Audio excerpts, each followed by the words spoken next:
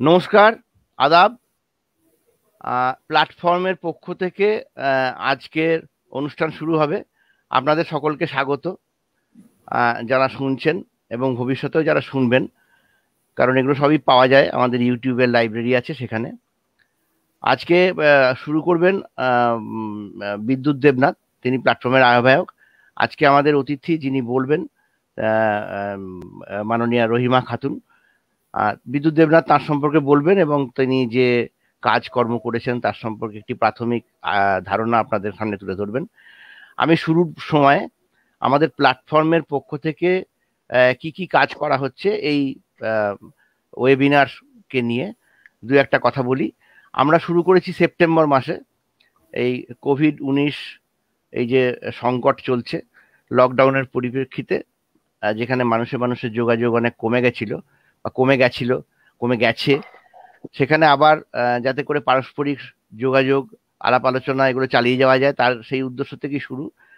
আমরা এখনো পর্যন্ত বিভিন্ন বিষয় নিয়ে এখানে আলোচনা সংগঠিত করেছি। তার মধ্যে স্বাস্থ্য সম্পর্কিত বিষয়গুলি ছিল। ডাক্তার স্থবির দাশগুপ্ত, ডাক্তার পূর্ণব্রত গুণ, ডাক্তার কৌশিক লাহিড়ী, ডাক্তার সুজিত ব্রহ্মচারী, এই সমস্ত ডাক্তারবাবুরা আমাদের সঙ্গেই রয়েছেন, প্ল্যাটফর্মের সঙ্গেই রয়েছেন। তারা বেশ কিছু প্রোগ্রাম করেছেন এবং সর্বশেষ আমরা স্বাস্থ্য খাতে প্রোগ্রাম করেছিলাম দীপাবলির ঠিক আগে, যে দূষণমুক্ত দীপাবলি করবার জন্য। তখন ওয়েস্ট বেঙ্গল ডক্টরস ফোরামের যিনি যুগ্ম আহ্বায়কের প্রধান, যিনি সব থেকে সিনিয়র, ডাক্তার হিরালাল কোনার, তিনিও ছিলেন এবং সকলে মিলে আমরা সরকারের কাছে তারা অ্যাপিল জানিয়েছিলেন। এছাড়া আমরা শিক্ষানীতি নিয়ে আলোচনা করেছিলেন ডক্টর অশোক সরকার এবং সুস্মিতা রায়চৌধুরী। ডক্টর অশোক সরকার আজকেও উপস্থিত থাকার কথা, একটু দেরি হবে আসতে। উনি আজিম প্রেমজি বিশ্ববিদ্যালয়ে আছেন। তৃণমূল প্ল্যাটফর্মের অন্যতম বিষয় হচ্ছে তৃণমূল স্তরে গণতন্ত্র, শাসন কাজ পরিচালনা, জমির অধিকার এবং এগুলির আইন কানুন থেকে শুরু করে বিভিন্ন বিষয়ে উনি বিশেষজ্ঞ এবং উনি আজিম প্রেমজি বিশ্ববিদ্যালয়ের একটি গবেষণা কেন্দ্র পরিচালনা করেন, এই বিষয়ে প্রশিক্ষণ কেন্দ্রও পরিচালনা করেন। তিনি একাধিক প্রোগ্রাম করেছেন এবং আগামী দিনে 9 তারিখ, 12 তারিখ এবং 14 তারিখ, এই 3 দিন ওই তৃণমূল স্তরে গণতন্ত্র এবং সিভিল সোসাইটি, তার কাজ, এই নিয়ে প্যানেল ডিসকাশনে উনি নেতৃত্ব দেবেন। আগামী 3 দিনের অনুষ্ঠান হবে। এছাড়া আমরা সমবায়ের উপরে সব থেকে বেশি গুরুত্ব দিই। সমবায় এবং সমবায়ী মন, সহমর্মিতার বিষয়ে আমাদের অনুষ্ঠান, আমাদের যে ওয়েবিনার, এটা শুরুই করেছিলেন ডক্টর মইনুল হাসান। উনি chairman Paschimbanga cooperative and rural development ব্যাংকের। উনি শুরু করেছিলেন, উনিও আমাদের প্ল্যাটফর্মের মধ্যেই আছেন। এছাড়া বাগনান মহিলা বিকাশের শ্রী গোপাল ঘোষ, উনিও বক্তব্য রেখেছেন, আবারও রাখবেন।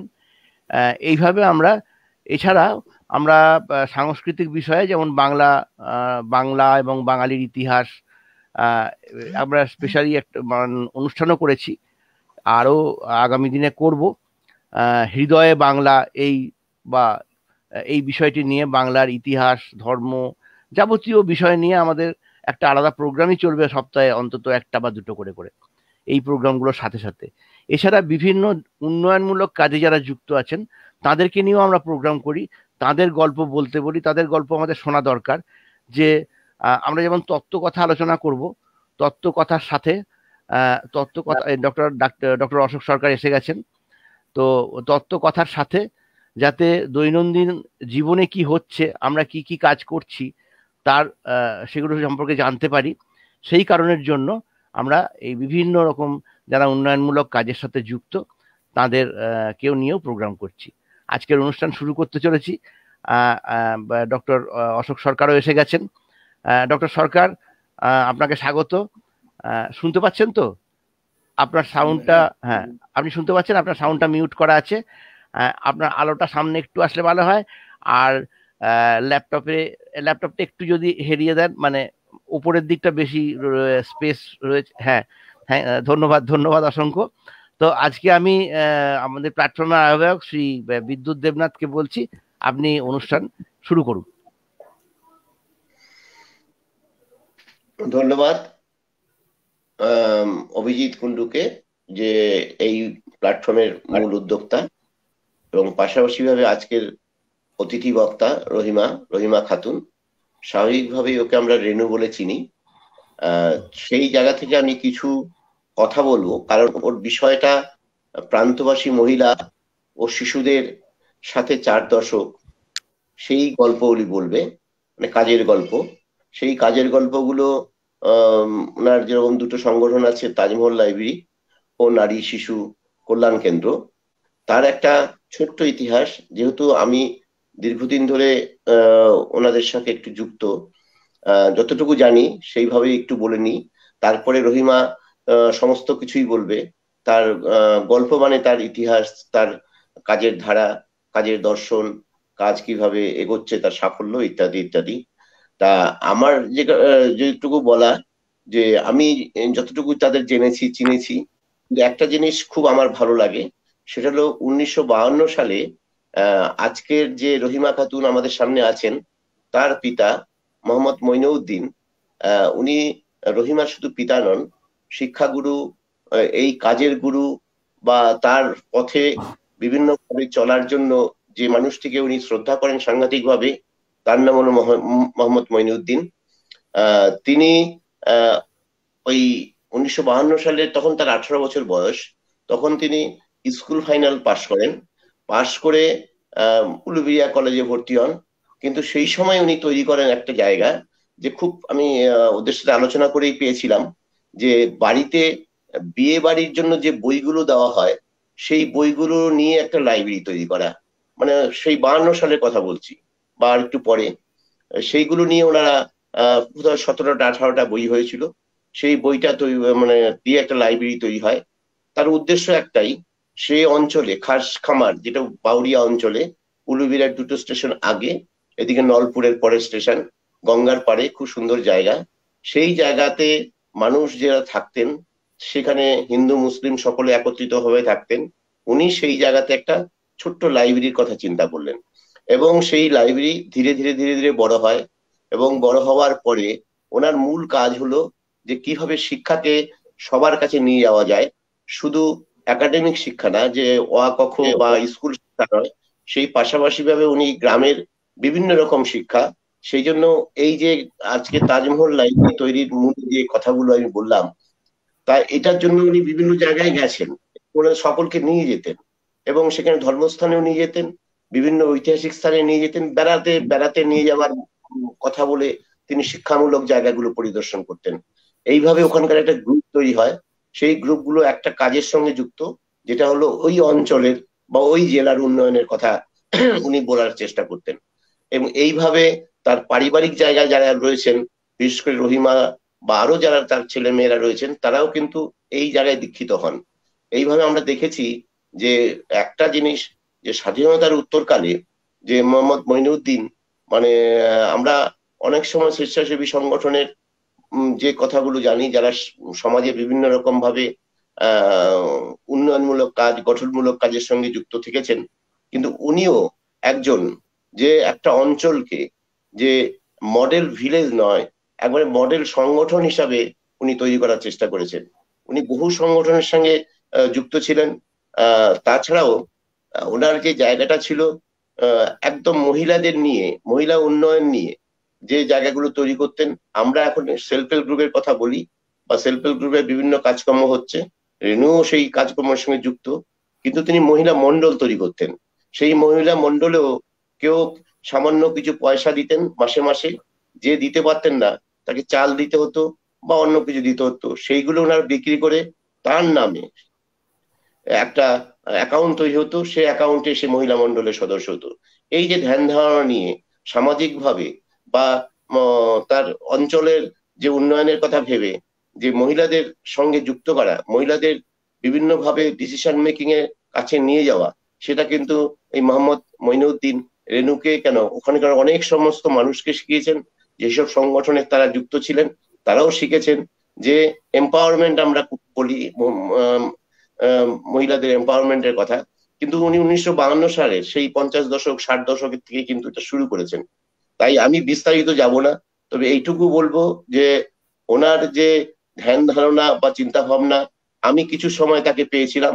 সেই জন্য আমি কিছুটা গর্বিত, এবং আমার কিছু অহংকার হয় যে মঈনুদ্দিন মাস্টারমশাইয়ের মতন ওর একটা মানুষকে আমি কিছুক্ষণের জন্য দেখা হয়েছিল, বা কিছুদিনের জন্য তার সঙ্গে একটা আলোচনা বা একটা জায়গায় থেকেছি। এখন আর পাশাপাশি উনি একটা স্কুলের মাস্টারিও করতেন, সেই জন্য ওনার শিক্ষার উপর আগ্রহটা আরো বেশি ছিল। এইভাবেই উনি খাসখামার বা বাউরিয়াকে কেন্দ্র করে হাওড়া জেলাকে কেন্দ্র করে পশ্চিমবঙ্গ এবং জাতীয় ক্ষেত্রে উনি একটা অ্যাভার্ড বলে একটা অর্গানাইজেশন ছিলেন, তারও একটা সমস্ত স্বেচ্ছাসেবী সংগঠনের একটা নেটওয়ার্ক তৈরি করেছিলেন, যেন সকলে মিলে একত্রিত ভাবে এই কাজগুলো করা যায়। উন্নয়ন তো এখনো নির্দিষ্টভাবে একটা সংগঠন নয়, বহু সংগঠনের মিলিত জায়গা হলো উন্নয়ন, এবং সরকারি বেসরকারি ভাবে উনি বহু সাহায্য সহযোগিতা পেয়েছেন এবং বহু মানুষের সহযোগিতা সাহায্য পেয়েছেন। এগুলো রেণু স্বাভাবিকভাবেই তার আলোচনায় বলবেন, মানে গল্পের ছলে বলবেন। আমাদের মধ্যে ডক্টর অশোক সরকার আছেন, উনিও অনেকখানি এই রেণু সংগঠন সম্বন্ধে জানেন, উনিও যুক্ত করবেন কিছু কিছু কথা।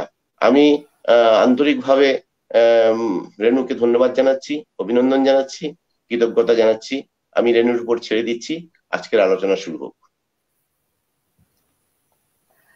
অনেক অনেক ধন্যবাদ বিদ্যুৎ দাকে, এবং যারা এই ধরনের এই প্ল্যাটফর্ম তৈরি করেছেন, যে আমাদের মতো প্রান্তিক মানুষজনের কথা অনেক মানুষের কাছে পৌঁছে দেওয়ার জন্য। এবং আমি আজকে যারা অশোক দা আছেন এবং অভিজিৎ বাবু আছেন সবাই, এবং যারা শুনছেন আমাদের কথা এই প্ল্যাটফর্মের মাধ্যমে, তাদের সবাইকে আমি নমস্কার এবং সালাম জানিয়ে আমার কথা শুরু করছি। বিদ্যুৎ দা যেটা বলছে যে গল্প, এটা গল্প হলো সত্যি আমি বলবো কি বিদ্যুৎ দা অত্যন্ত সুন্দরভাবে পটভূমিটা তৈরি করে দিয়েছেন। যে আমি ফিরে গিয়েছিলাম আমার শৈশবেও, কেননা বাবা যখন সংগঠন তৈরি করেছেন এবং সেটা শুনলেন যে 1952 সালের 26শে জানুয়ারি এই সংগঠনের শুরু, এবং শুরুটা একটি লাইব্রেরি দিয়ে শুরু হয়েছিল। মাস্টারমশাই যেটা বিশ্বাস করতেন, মাস্টারমশাই নামেই পরিচিত মোহাম্মদ মঈনুদ্দিন, যে পড়াশোনা হচ্ছে জাতির মেরুদণ্ড, এবং এত প্রান্তিক এত পিছিয়ে পড়া গ্রাম আমাদের গ্রাম খাসখামার, নাম হাওড়া জেলার খাসখামার গ্রাম। এই গ্রামের মানুষজন মিলে মানে উনি বিশ্বাস করতেন যে একক নেতৃত্বে একজন মানুষ কোনো পরিবর্তন করতে পারবে না, সমাজের সব মানুষের অংশগ্রহণটা খুবই দরকার। এবং সেটা যেটা বিদ্যুৎ দা বারবার বলেছেন যে উনি বিশ্বাস করতেন যে শুধু গ্রামে নয়, বেরোতে হবে, বাইরে যেতে হবে, ভ্রমণ করতে হবে, দেখতে হবে, মানুষজনের সঙ্গে কথা বলে ভাব বিনিময় করা, এগুলো খুবই বিশ্বাস করতেন। এবং সেই বিশ্বাসেই কিন্তু উনি এই সংগঠনটা তৈরি করেছিলেন। প্রথমে লাইব্রেরি দিয়ে শুরু, যেমন বললেন যে বিয়েতে উপহার পাওয়া বই সবাইকে বলেছিলেন যে সবাই এনে একটা জায়গায় রাখো, এবং সেখান থেকে আমরা সবাই পড়াশোনাটা শুরু করব। এবং মানে আমি যখন এই লাইব্রেরি নিয়ে আমাদের তাজমহল সম্পর্কে আমি একটা ইউনিভার্সিটিতে, যাদবপুর ইউনিভার্সিটিতে একবার কথা বলতে গিয়েছিলাম, সচেতনতার একটা প্রোগ্রাম। তো ওইখানে যারা ছিলেন বিদ্বান মানুষজন, তারা সবাই খুব অ্যাপ্রিসিয়েট করেছিল যে 1952 সালে, মানে কত বছর আগে একটা মানুষ যদি লাইব্রেরি শুরু করার কথা মাথায় আসে, তাহলে তিনি কতটা দূরদৃষ্টি সম্পন্ন, যেটা এখন সরকারি পৃষ্ঠপোষকতায় চলে এই লাইব্রেরি। এছাড়াও উনি শুরু করেছিলেন যেমন কাজকর্ম তাজমহল গ্রাম বিকাশ কেন্দ্র, যার মাধ্যমে গ্রামে গঞ্জে, এবং সব থেকে মাস্টারমশাইকে দেখতাম যে ছোট ছোট সংগঠন যারা একদম আরো প্রান্তিক, আমাদের যেমন খাসখামার অনেক প্রান্তিক একটা জায়গা, সেরকম আরো বিভিন্ন সুদূর জায়গা থেকে সকালবেলায় আমি দেখতাম যে বাবার কাছে লোক এসছে, বর্ধমান থেকে এসছে, মেদিনীপুর থেকে এসছে, হুগলি থেকে এসছে, বিভিন্ন জায়গা থেকে কিন্তু মানুষজন আসতো শুধু পরামর্শের জন্য, যে আমরা কি করে আমাদের গ্রামে কাজ করব, কি করে সংগঠন তৈরি করব, কি করে রেজিস্ট্রেশন করতে হবে, মানে এই সব জিনিসগুলো উনি ট্রেনিংও করতেন, মানে শেখাতেন যে কোথায় যেতে হবে, কিভাবে যেতে হবে, কিভাবে। যেমন বিদ্যুৎ দা বললেন যে অ্যাভার্ড বলে একটি সংগঠন ছিল, association of voluntary for rural development, তো সেই সংগঠনের উনি সহসভাপতি ছিলেন, এবং সঙ্গে সঙ্গে মেম্বারশিপও, মানে সবসময় একজোট হয়ে কি করে লোকজন কাজ করবে, কি করে পরিবর্তন করবে, সেইগুলো কিন্তু নানানভাবে উনি প্রশিক্ষণের মাধ্যমে শেখাতেন, কথা বলতেন। সবাই ফিরে যাবার সময় বলতেন মাস্টারমশাইয়ের সঙ্গে কথা বলে যে এত ভালো লাগলো, হয়তো খুব বড় কিছু হবে না, কিন্তু উনি যে মন দিয়ে আমার কথাটা শুনেছেন এবং কথা শুনে পরামর্শ দিয়েছেন, অত্যন্ত মানে খুশি হয়ে মানুষজন যেতেন। মানে আমরা এখনো যখন আমরা কোনো গ্রামে গেছি, নতুন জায়গায় গেছি, সেখানে কিন্তু যখন বলেন যে আচ্ছা তুমি মাস্টারমশাই মেয়ে, মানে বাবাকে এত লোক চিনতেন, মানে আমরা এখনো অনেক পরে পরে জানছি যে আচ্ছা এনারাও চিনতেন বা কাজ করেছেন, ওনার সংস্পর্শে এসছেন। তো এই জিনিসগুলো, এবং বিশেষ করে উনি যেটা করলেন, যেমন লাইব্রেরি করলেন, তারপরে স্কুল করলেন একটি, যেটা এইচএস স্কুল, এবং সেখানে 80% মেয়েরা পড়াশোনা করছে। এবং সঙ্গে সঙ্গেও কিন্তু আমি এখন যে বর্তমানে যে সংগঠনের দায়িত্বে রয়েছি, নারী ও শিশু কল্যাণ কেন্দ্র, উনি যেটা বলছিলেন যে যাদের কথা আমরা বলছি, আমরা মহিলা উন্নয়নের কথা বলছি, নারীদের ক্ষমতায়নের কথা বলছি, তাজমহল গ্রাম বিকাশ কেন্দ্রের মধ্য দিয়েও এই কাজটা চলতো, কিন্তু উনি এটাও বললেন কি যাদের সমস্যা, যারা সমস্যায় দিনরাত্রি যুঝছে, মহিলাদের ক্ষমতায়নের জন্য আলাদা একটা প্ল্যাটফর্ম করা উচিত, এবং যেখানে মেয়েরা নিজেরা ভাববে, নিজেরা সিদ্ধান্ত নেবে তাদের জন্য কি কাজ করা উচিত, কিভাবে কাজটা এগোবে। সেই জন্যে যখন বন্যা হয়েছিল 1978 সালে, তারপরে এই সংগঠনটা শুরু হলো মহিলাদের নিয়ে, কিছু উৎসাহী কম বয়সী সব, আমরাও তখন মানে আমরা খুবই ছোট, কিন্তু তখন আমরা ইউথ ভলেন্টিয়ার, মানে এখন কিশোরী দল যেগুলো হচ্ছে, আমরা তাজমহলের সেরকম কিশোরী দলের সদস্য ছিলাম। সেখান থেকেই তারপরে পরে নারী ও শিশু কল্যাণ কেন্দ্র যখন 79-এ হলো, আমি আরো পরে যোগ দিলাম। তো এই সংগঠনটার উনি বলেইছিলেন যে একমাত্র মহিলারাই মেম্বার হবে, তারা ভাববে, তারা চিন্তা করবে, তারা কাজ করবে। এইভাবে কাজকর্মে নারী ও শিশু কল্যাণ কেন্দ্রের জন্ম, এবং তারপরে আস্তে আস্তে আস্তে আস্তে এগিয়ে চলে নারী ও শিশু কল্যাণ কেন্দ্র।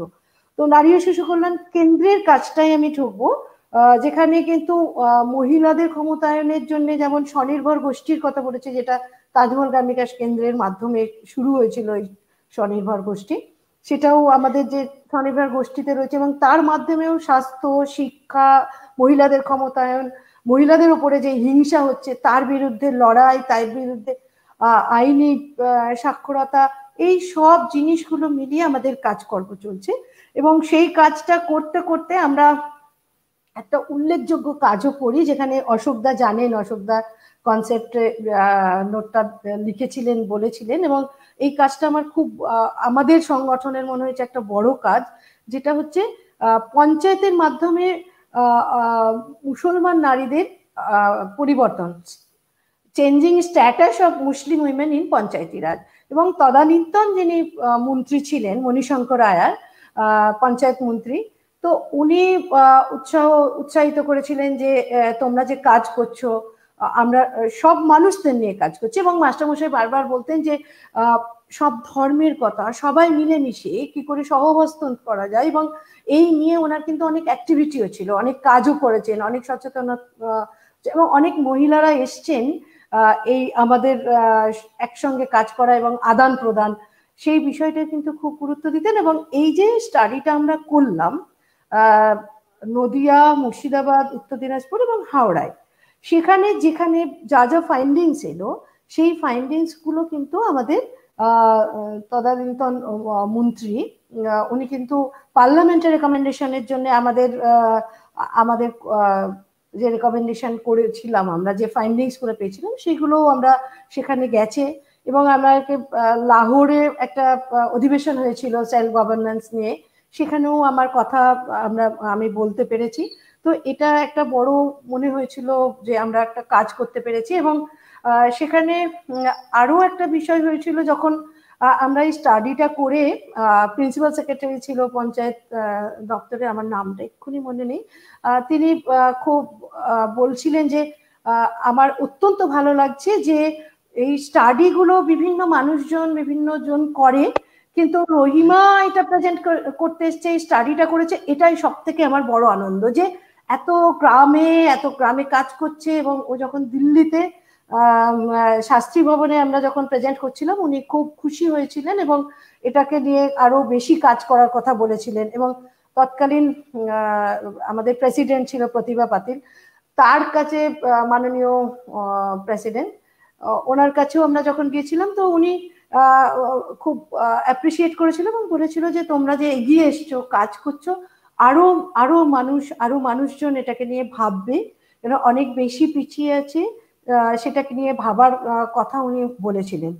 এরপরে আমাদের কাজের বিস্তৃতি আরো বাড়তে থাকে আস্তে আস্তে আস্তে করে, বিভিন্ন ইন্টারন্যাশনাল এজেন্সি, বিভিন্ন সংগঠন এবং বিভিন্ন মানুষজন, সরকারি দপ্তর, আমরা বিভিন্ন নেটওয়ার্কের মেম্বার, তো সবাই মিলে উৎসাহিত করে আমাদের কাজটাকে। এবং বিশেষভাবে আরো একটা কথা আমি উল্লেখ করব, বাবা ছিলেন তখন আমাদের পশ্চিমবঙ্গ থেকে আরো আমরা 9 জন কি 10 জন আমরা বেজিং কনফারেন্সে গিয়েছিলাম। তখনও উনি আমাদের খুব উৎসাহিত করেছিলেন যে মহিলারা এগিয়ে যেতে হবে, সারা পৃথিবী দেখতে হবে যে অন্য দেশের মেয়েরাও কি করছে। মানে উনি একটা কথা বারবার বলছেন যে অ্যাক্ট লোকালি আর থিঙ্ক গ্লোবালি আর কি।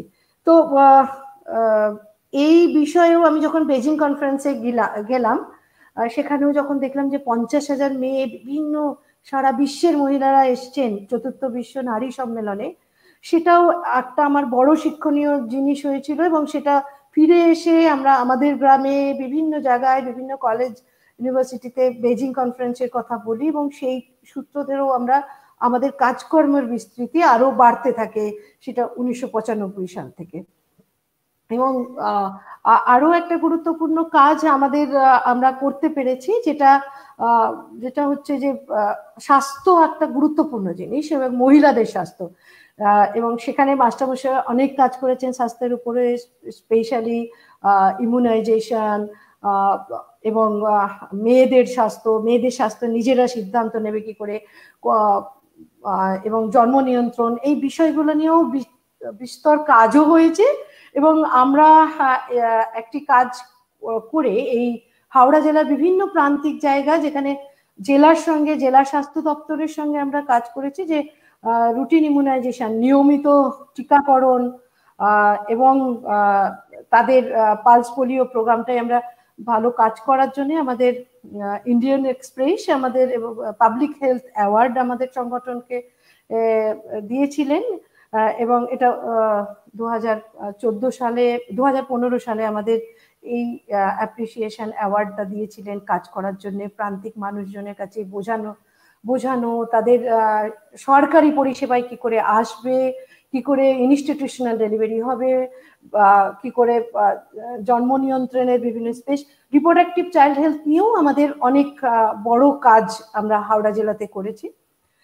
এছাড়াও আরো একটা কাজ আমরা করেছি, যেটা আমার মনে হয় যদি আমি শেয়ার করি তাহলে আমার নিজেরও ভালো লাগবে, যেটা poorest area civil society programme, একটা প্রোগ্রাম লঞ্চ হয়েছিল 2011-12 সালে, এবং এটা আমরা 2015 সাল পর্যন্ত করেছি, যেখানে প্রান্তিক মানুষজন তাদের মূল স্রোতে কি করে আসবে, যে ডিসক্রিমিনেশন হচ্ছে, gender discrimination, religious discrimination, caste, creed, যে ধরনের বৈষম্যগুলো হচ্ছে, সেই বৈষম্য কি করে দূর করে বিভিন্ন সরকারি প্রোগ্রামে অংশগ্রহণ করবে, সেই কাজটাও আমরা 3টে জেলাতে করেছিলাম, মুর্শিদাবাদ, উত্তর দিনাজপুর আর দক্ষিণ দিনাজপুরে।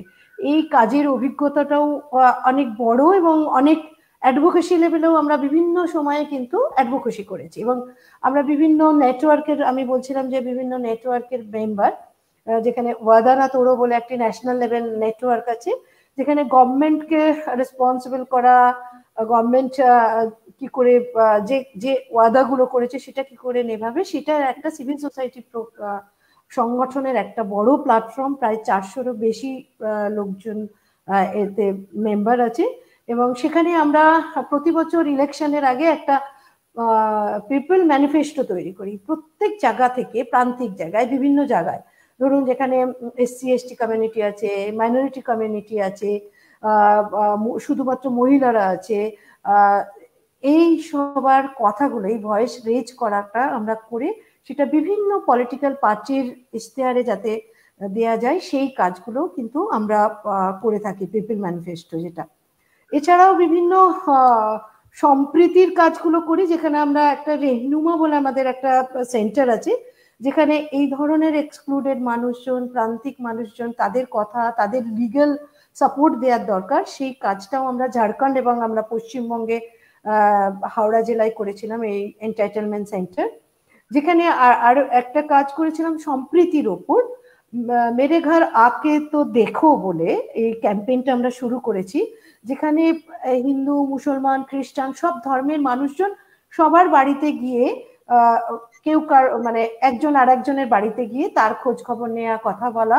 এই কাজটা 7টা স্টেটে হয়েছিল, সেখানে আমরাও এই কাজটার সঙ্গে যুক্ত হয়েছিলাম। এছাড়াও আমাদের আরো যে কাজগুলো রয়েছে, যে অ্যাডোলেসেন্ট হেলথ নিয়ে যে কাজটার কথা আমরা 2004 সাল থেকে শুরু করি। মাস্টারমশাই ইয়ুথ লিডারশিপ তৈরি করাতে অনেক বিশ্বাসী ছিলেন, যে ইয়ুথরা এই ধরনের প্রোগ্রামে আসবে, কথা বলবে, তারা তাদের সিদ্ধান্ত নেবে, শিক্ষার জগতে আসবে। বিভিন্ন মানে আমাদের ইয়ুথদের নিয়ে নানান প্রোগ্রাম রয়েছে, যেখানে স্কিল ট্রেনিং একটা বড় প্রোগ্রাম, যেটা পশ্চিমবঙ্গের স্কিল যে ডিপার্টমেন্ট রয়েছে তাদের সঙ্গে আমরা কাজটা করি, এবং বিভিন্ন প্লেসমেন্টেরও কাজ করছি। সেখানে কম্পিউটার ট্রেনিং সেন্টার আছে, বিউটিশিয়ান কোর্স আছে, টেলারিং আছে। এই কাজগুলোর সঙ্গে সঙ্গে আমরা আর একটি কাজ, নতুন কাজটা শুরু করেছি, এইটা 3 বছর হলো, নন ট্র্যাডিশনাল লাইভলিহুড। মানে যে কাজগুলো চিরাচরিতভাবে মেয়েদের জন্য নির্ধারিত, তার বাইরে সে মেয়েরা কিভাবে তারা স্বনির্ভর হবে, সেটাও আমাদের ভারতবর্ষের প্রায় 7টা স্টেটে হচ্ছে। তার মধ্যে আমরাও ওই সংগঠনের গার্লস কাউন্ট বলে একটা প্ল্যাটফর্মের আমরা সদস্য। সেখানে toto driving, taxi driving, mobile repairing, এই ধরনের কাজগুলো শেখানো হচ্ছে, এবং সেটাও তারা নিজের পায়ে, মহিলারা নিজেদের পায়ে দাঁড়াবে, সেইটা, এই কাজটাও আমরা করছি। এছাড়াও আমরা আরেকটি কাজ, বাচ্চাদের সঙ্গে মাস্টারমশাই ভীষণভাবে বাচ্চাদের ভালোবাসতেন। মানে একটি খুব বিখ্যাত প্রোগ্রাম আমাদের ছিল সব বাচ্চাদের, আমরাও তখন ছোট ছিলাম, শিশু মেলা করতেন। যে শিশু মেলাতে কালচারাল প্রোগ্রাম হতো, নাচ, গান, কথা বলা, আবৃত্তি, গল্প, স্বরচিত গল্প, তো এই স্পোর্টস, এই জিনিসগুলো করতেন। এবং শিশুদের নিয়ে কাজ আমাদের যেমন স্বাস্থ্য রয়েছে, শিক্ষা রয়েছে, এছাড়াও তাদের রাইটস, তাদের প্রোটেকশনের জন্য আমরা কাজ করছি। এছাড়াও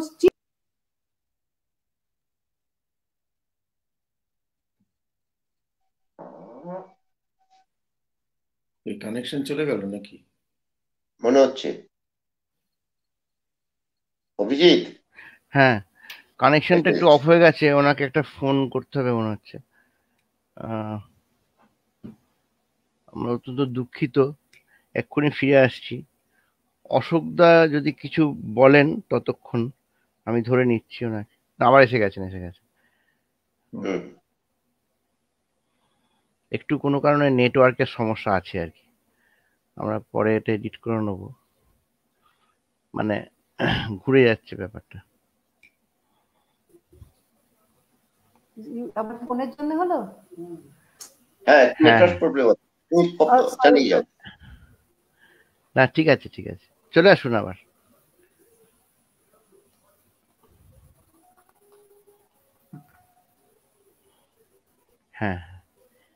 হ্যাঁ,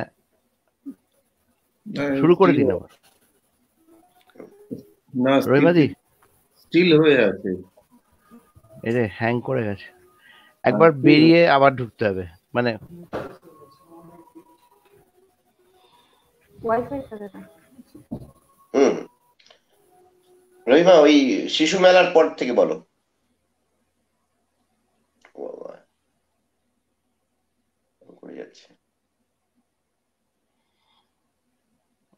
একটু নেটওয়ার্কের সমস্যা হচ্ছে। ওনার বোধহয় ওই ফোন থেকে কোনো ফোন, মানে ফোনের জন্য হতে পারে, অথবা কোনো একটা কানেকশনের জন্য। আমরা ফোনের যে মোবাইল নেটওয়ার্ক, এই যে এসে গেছেন, আবার এসে গেছেন।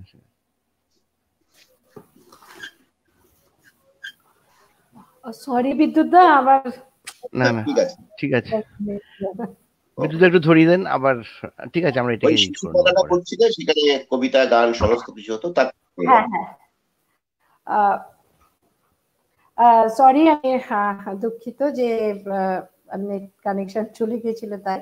তো আমি আবার শুরু করছি যে মাস্টারমশাই বাচ্চাদের নিয়ে কাজ করতে খুব ভালোবাসতেন। বাচ্চাদের জন্য আমাদের এখন যেমন অঙ্গনওয়াড়ি স্কুল রয়েছে, তখন শুরু করেছিলেন 80 মানে 80 দশকে বালুয়াদি স্কুল বলতো। বালুয়াদি স্কুলে ওই যেমন অঙ্গনওয়াড়ির ফরম্যাট ওরকম ভাবেই বালুয়াদি স্কুল চলতো। এবং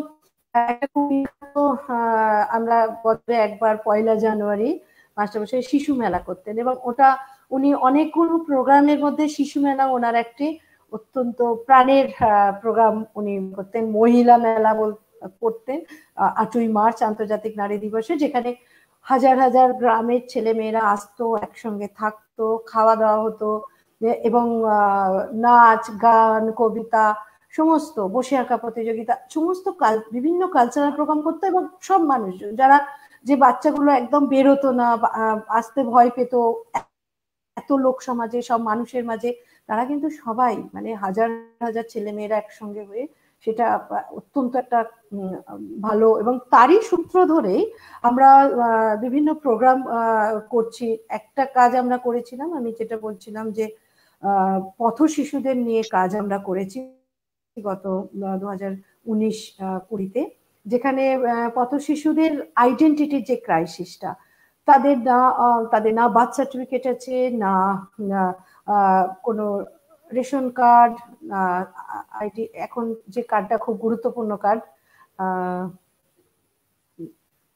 আধার কার্ড, যেটা দিয়ে স্কুলে, হ্যাঁ, ওইগুলো আমরা বিভিন্ন হোল্ডার যারা আধার কার্ড করে তাদের সঙ্গে যোগ করে, এদের কমিউনিটির সঙ্গে যোগ করে তাদের আধার কার্ড করিয়ে দেওয়া, তাদের বিভিন্ন বয়সে তাদের জন্ম সার্টিফিকেট, স্কুলে ভর্তি হয়, এবং বিভিন্ন সোশ্যাল সিকিউরিটি প্রোগ্রামে তাদের সঙ্গে একটা লিয়া তৈরি করে, ডিপার্টমেন্টের সঙ্গে লিয়াজো তৈরি করে, যেমন ব্যাংকের বই, ব্যাংকের বই কোনো স্পন্সরশিপ স্কলারশিপ পাবে, এবং পরিবারের কারোরই নেই, এবং যারা মাইগ্রেন্ট হয়ে কোথাও থেকে বিহার উড়িষ্যা ঝাড়খণ্ড থেকে এসছে, ফুটপাতে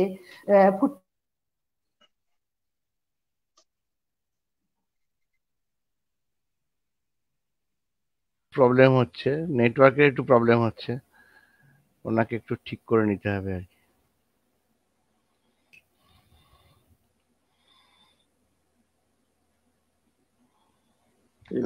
সাউন্ডটা হচ্ছে না নেটওয়ার্কের?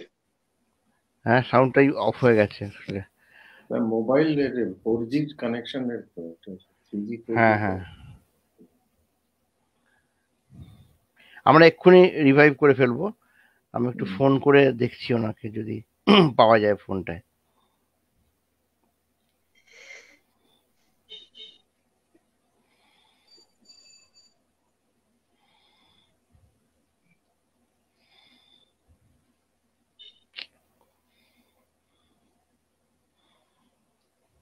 প্রোগ্রামটা ভালো হচ্ছিল।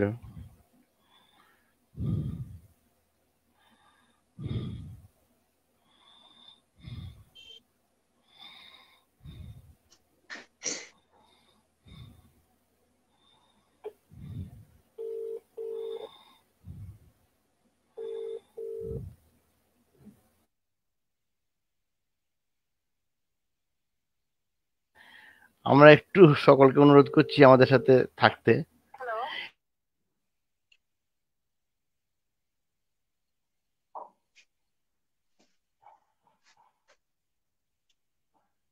এখন এসে, হ্যাঁ ঠিক আছে, আবার এসে গেছে। আপনি স্টেডি থাকুন ব্যাপারটাতে, ঠিক আছে। হ্যাঁ, ফোনটা ছেড়ে দিন।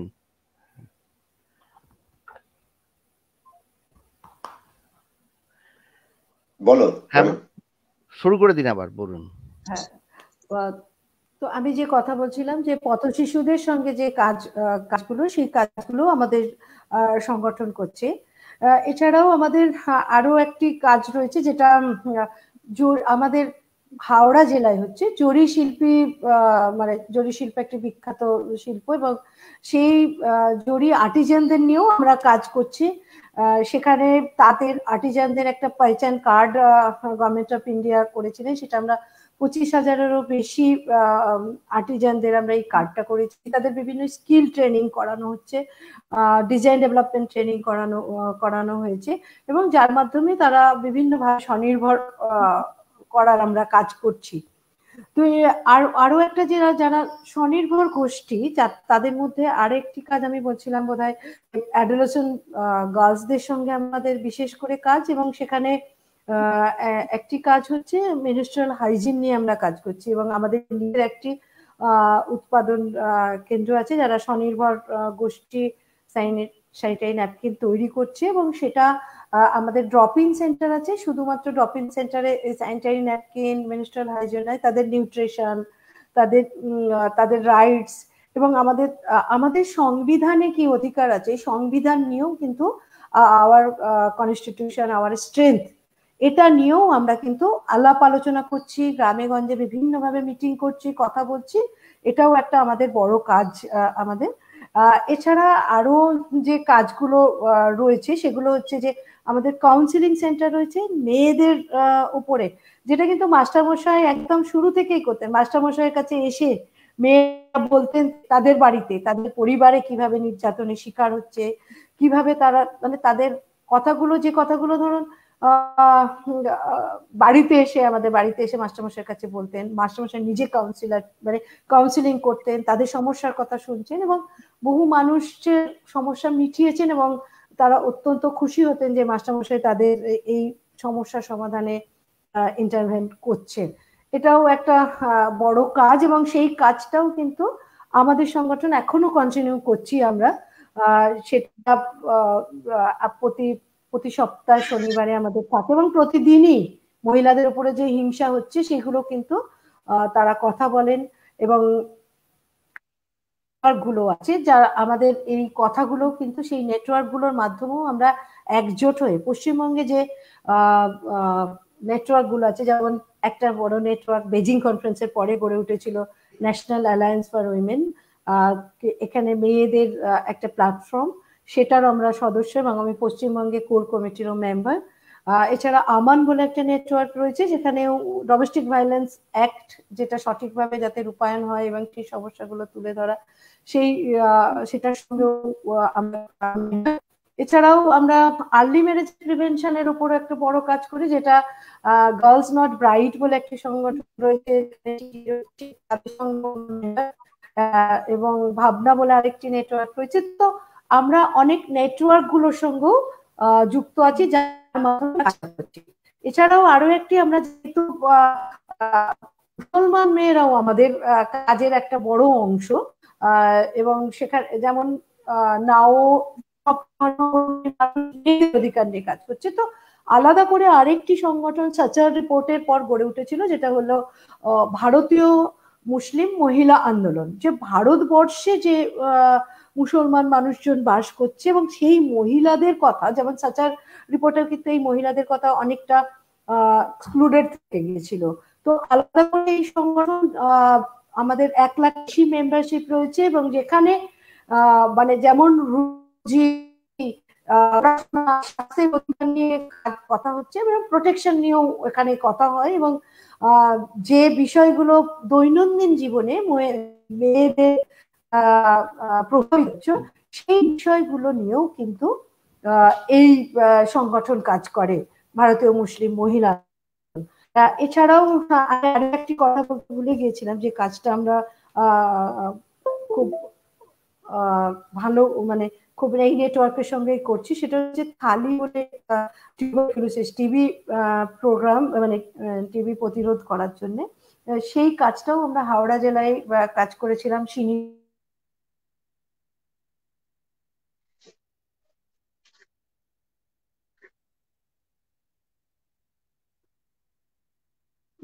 হচ্ছে আমার সাউন্ডটা হয়ে গেছে, জোরে গেছে আসলে কোনো কারণে ওই ডিভাইসটা কানেকশনটা খুলে দিতে হবে, খুলে দিয়ে আপনি স্টেট বললে ঠিক হবে। আমি বলে দিচ্ছি যদি একটু করা যায় শেষ মুহূর্তে।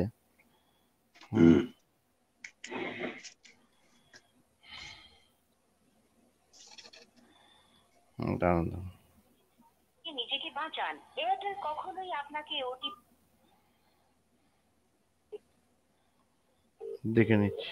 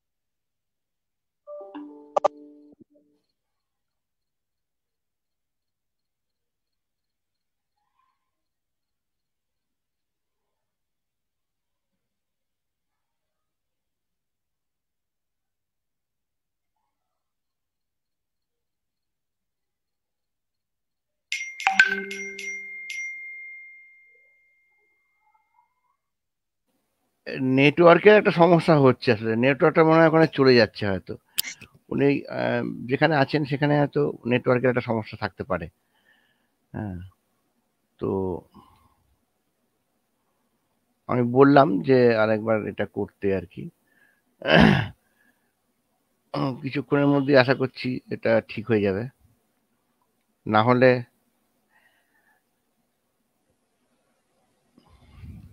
ডক্টর সরকার আপনি কতদিন ধরে মানে ওনাকে চেনেন, মানে রহিমা খাতুনকে, মানে ওইখানকার কাজকর্ম সম্পর্কে আপনার কি ধারণা সেটা যদি একটু বলেন এই সময়।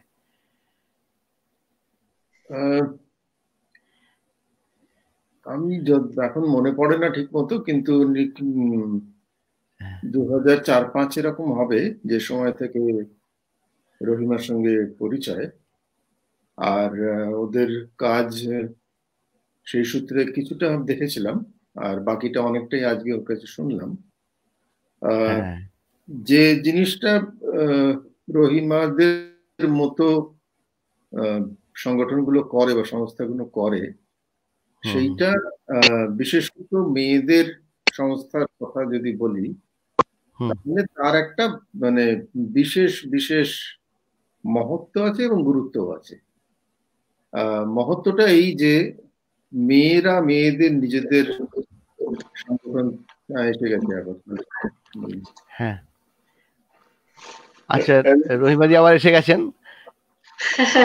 আরে আমাদের এবারে বলুন, মানে নেটের প্রবলেম আমাদের। হ্যাঁ, নেটওয়ার্কের সমস্যা আছে, আসলে নেটের উপরে তো চাপও আছে। গোটা দুনিয়া এখন এই নেটওয়ার্কের উপরে চলছে বলে সবাই মানে ওটার উপরে চাপ বেড়ে গেছে। আপনি আবার শুরু করে দিন। ধন্যবাদ। আমি আবার যেখানটায় শেষ করেছিলাম যে আমাদের এই মহিলা এবং শিশুদের নিয়ে কাজ করার জন্য আরো একটি আমরা 2015 সালে আরেকটি অ্যাওয়ার্ড পাই, যেটা গভর্নমেন্ট অফ ইন্ডিয়া এবং গভর্নমেন্ট অফ ওয়েস্ট বেঙ্গল আমাদের মহিলা শিশুদের তৃণমূল স্তরে মহিলা এবং শিশুদের নিয়ে কাজ করার জন্য আমাদের সংগঠনকে এই অ্যাওয়ার্ডটি দেয়। এছাড়াও আমাদের যে কাজগুলো যে করছি তার মধ্যে আমি অ্যাডোলেসেন্ট হেলথের কথা বলেছি, এবং আরো আরেকটি কাজ আমাদের রয়েছে যে মাস্টারমশাই সময়ে বিভিন্ন ইন্টারন্যাশনাল গেস্ট আসতেন আমাদের গ্রামে। সবাই খুব খুশি হতেন যে বিদেশি মানুষজন এসছেন, কথা শুনতে আসতেন, এবং সেটা সূত্র ধরেই আমাদের আরেকটি প্রোগ্রাম আমরা শুরু করি 2015 সাল থেকে। 2 জন করে ভলেন্টিয়ার আসেন, জার্মান একটি সংগঠনের সঙ্গে আমাদের টাই আপ রয়েছে, যারা 2 জন 12 পাস করার পর ওদের বিভিন্ন দেশে গিয়ে ওরা ভলেন্টারি কমিউনিটি ওয়ার্ক করে। তো তো সেই জার্মান ভলেন্টিয়ার 2015 সাল থেকে আসছেন দুজন করে, যারা কিন্তু আমাদের এই প্রান্তিক শিশুদের বিভিন্ন বিষয় ওদের শেখা, সেটা ক্রাফট শেখাচ্ছে, কোনো স্পোকেন ইংলিশ শেখাচ্ছে, এবং তাদের কম্পিউটার স্কুলে তাদের পার্সোনালিটি ডেভেলপমেন্ট। তো এইভাবে তারা কমিউনিটিতে বিভিন্ন ভাবে সার্ভিস দিচ্ছে। সেই কাজটাও কিন্তু আমরা 2015 সাল থেকে করে আসছি, এবং একটি ছোট স্পন্সরশিপ প্রোগ্রাম আছে, যেখান থেকে বাচ্চারা যাদের ধরুন ভ্যান রিক্সা চালাচ্ছে, তার বাবা মা পড়াতে পারছে না, মহিলা অন্য কাজে জরির কাজে বসিয়ে দিচ্ছে, কাজ মানে পড়াশোনাটা হয়তো তাদের খুব গুরুত্বপূর্ণ মনে হচ্ছে না, তো সেই বাচ্চাদেরও যাতে স্কুলে যায়, এবং অত্যন্ত দরিদ্র পরিবারের লোকজন সেখানে বই দেয়া, তাদের অনেক সময় ফার্স্ট জেনারেশন তারা টিউশনে ফিস দেয়া, সেই কাজকর্মগুলো কিন্তু আমাদের এই সংগঠনের মধ্য দিয়ে চলছে। এবং বিভিন্ন জিনিস, আরো একটা কাজ আমরা করেছি, কোয়েস্ট মল প্রপার্টি, মানে আমরা সিভিল কর্পোরেট সোশ্যাল রেসপন্সিবিলিটি যে কাজটা শুরু করেছি আমরা হলদিয়াতে কাজ করছি, এবং মানে পাকশার কাছের ওখানে আমরা কাজটা করেছিলাম। সেখানেও কিন্তু টোটাল ডেভেলপমেন্টের কথা, যেখানে এনভায়রনমেন্ট নিয়ে কথা বলা, এবং মহিলাদের অধিকার নিয়ে কথা বলা, তাদের স্বাস্থ্য নিয়ে কাজ করা। তো এইগুলো আমাদের অনেকগুলো সার্ভিস ওরিয়েন্টেড কাজও রয়েছে, যেখানে কিন্তু আমরা এই পপুলেশনের মধ্যে একটা নির্দিষ্ট মানুষজনের সঙ্গে আমরা কাজটা করেছি। এবং এছাড়াও যেমন মহিলাদের যে ডে সেলিব্রেশন গুলো, যেমন ভায়োলেন্স এগেইনস্ট উইমেন যে ফোর্টনাইট চলছে, সেই বিষয়গুলোতেও কিন্তু আমরা বিভিন্ন মহিলাদের সঙ্গে, বিভিন্ন স্টেক হোল্ডারদের সঙ্গে এই কাজটা করছি। এবং আরেকটি নেটওয়ার্ক আমাদের রয়েছে, যে মেল ইনভলভমেন্ট কি করে বাড়ানো যাবে, যেমন নারীর ক্ষমতায়নের কথা বলছি, সেখানে পুরুষদের এবং পরিবারের যারা পুরুষ রয়েছে তারা কি করে তাদের সহযোগিতা করবে। ধরুন তার বোনকে পড়া ছাড়িয়ে দিচ্ছে, তাহলে তার ভাইকে কাউন্সিলিং করা, তার ভাইকে বলা, তার পরিবারের বাবা মাকে বলা, এই কাজটাও খুব মানে নিয়মিত ভাবে আমরা কিন্তু করছি, যে মহিলারা মানে নিজের পায়ে দাঁড়ানোর জন্য যদি প্রতিবন্ধকতা সৃষ্টি করে পরিবারে কোনো পুরুষ মানুষ, তাদের দৃষ্টিভঙ্গি, তাদের মননের পরিবর্তনের কাজটাও কিন্তু আমরা করে যাচ্ছি নিরন্তর ভাবে। কেন অনেক সময় মহিলারা এসে বলছেন যে আমার দাদা বলেছে তাড়াতাড়ি বিয়ে দিয়ে দিতে, আমার বাবা বলেছে না আমার আর পড়তে হবে না, মেয়েরা এত পড়ে কি হবে। মানে এই কথাগুলো আমাদের না ছোটবেলা থেকেই বাবা বারবার বলতেন যে পড়াশোনাটা শিখতে হবে, যত প্রতিবন্ধকতাই আসুক। উনি যখন মিটিং করতেন এবং ইয়ুথ ক্যাম্প করতেন, আমার এখনো মনে হচ্ছে বিদ্যুৎদার কথা শুনে, যে উনি কত সন্ধ্যের পরে সবাই বলবে বকবে বাড়িতে গেলে, উনি তাদের বাবা মার সঙ্গে কথা বলতেন যে মেয়েদের বাইরে বেরোতে হবে, কথা বলতে হবে, কাজ শিখতে হবে, নিজের পায়ে। কতদিন ওরকম মার খাবে পরিবারে, সে নিজে রোজগার করলে তাহলে সে কথা বলতে পারবে, পড়াশোনা শিখলে সে মানে তার বার্গেনিং ক্ষমতাটা বাড়বে, যে পড়াশোনা নিজে। যখন এক সময় হয়েছিল না, বা আমি অশোক দার একটা কথা শুনছিলাম, যে সাক্ষরতাটার উপরে প্রচন্ড জোর ছিল, সাক্ষরতা শুধু সই করতে শিখলেই হবে। তো উনি কিন্তু উনি তখন এখানে বলতেন যে শুধু সই করতে শিখলে হবে না, উনি কত মেয়েদের নিয়ে এসেছিলেন যে সই করা শেখাচ্ছেন, সিলেটে বসে নিজে সই করা শেখাচ্ছেন। মানে উনি যেটা বারবার বলতেন যে আমি যেটা বলবো, আমি যেটা বক্তৃতা দেব, আমি যেন নিজে কাজটা করি। উনি কত ছেলে মেয়ের বাড়িতে গেছেন যারা পড়াশোনা ছেড়ে দিয়েছে, তাদের গিয়ে বুঝিয়েছেন পড়াশোনাটা কত গুরুত্ব, তাদের বাবা মাকে বুঝিয়েছেন, তাদের স্কুলে ভর্তি করে, নিজে গিয়ে স্কুলে ভর্তি করেছেন।